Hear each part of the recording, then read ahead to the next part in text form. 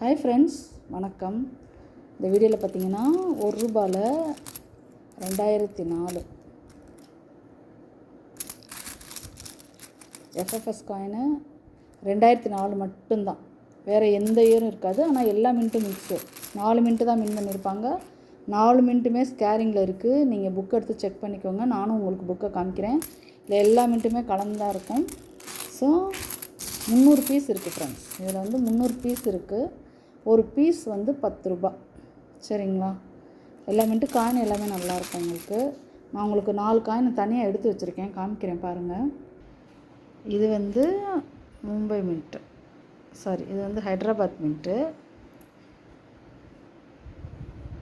இது நொய்டா, இது கல்கட்டா. இதுதான் மும்பை மின்ட்டு. சரிங்களா? ஸோ மொத்தம் 4 மின்ட்டுமே இதில் இருக்கும். எல்லாமே கலந்துதான் இருக்கும். தனித்தனியாலாம் பிரிச்சுலாம் கொடுக்க முடியாது. மொத்தமாக அப்படியே 300 பீஸ் எடுக்கணுன்னா எடுத்துருங்க. ஒரு பீஸ் ₹10. சரிங்களா? 4 மின்ட்டுமே இருக்கானா. நான் உங்களுக்கு புக்கையும் காமிக்கிறேன் பாருங்கள். இது 1992லேருந்து 2004. அப்படியே பாருங்களேன். 97, 98, 99, 2000, 2001, 2003, 2004. இப்போ 2004 பாருங்கள். 4 மின்ட்டு தான். சரிங்களா? 4மே ஸ்கேரிங்கில் இருக்கிற காயின்.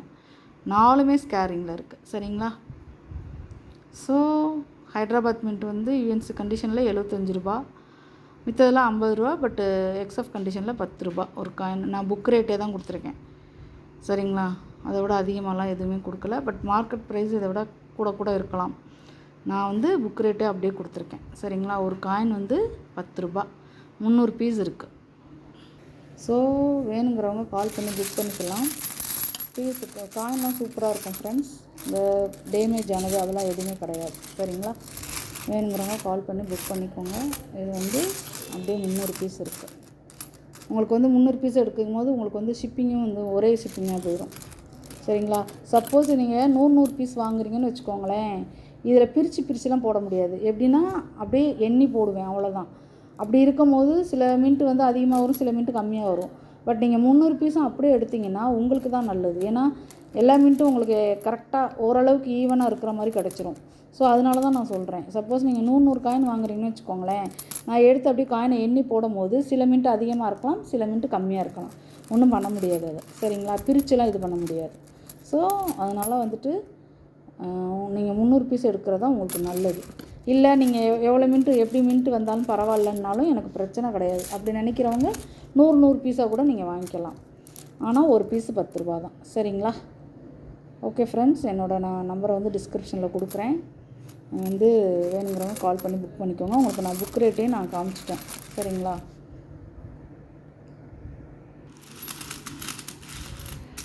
காயின் எல்லாமே நல்லாயிருக்கும் ஃப்ரெண்ட்ஸ். காயின்லலாம் எந்த குறையும் கிடையாது. ஒரு டேமேஜு அந்த மாதிரிலாம் எதுவுமே கிடையாது. கருப்பு உடுக்கு அதெல்லாம் எதுவுமே இருக்காது. ஃபுல்லாகவே நல்ல காயின்ஸ் தான். ஒன்றும் இது கிடையாது. சரிங்களா? வேணுங்கிறவங்க கால் பண்ணி புக் பண்ணிக்கோங்க ஃப்ரெண்ட்ஸ்.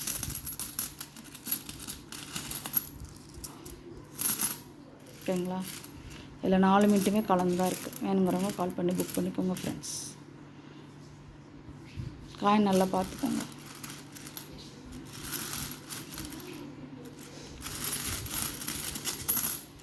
Thank you friend. தொடர்ந்து சப்போர்ட் பண்ணுங்கள். தேங்க்யூ.